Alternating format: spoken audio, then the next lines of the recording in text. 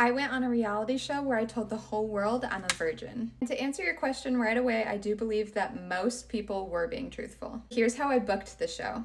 I was raised LDS, and so was most of my community, so I always thought it was pretty normal to save yourself for marriage. It wasn't until I got into the real world where people started making negative comments about me not drinking alcohol, and men making kind of harsh comments about me saving myself for marriage. In February of 2022, I moved to LA, and a couple days after, I spoke to a casting director about this show. So that was 3 years ago when I first talked about the show, which is actually pretty normal in film to talk about something years in advance before it actually happens. Are You My First reached out 2 years later, and by this time I was actually already working with a different producer.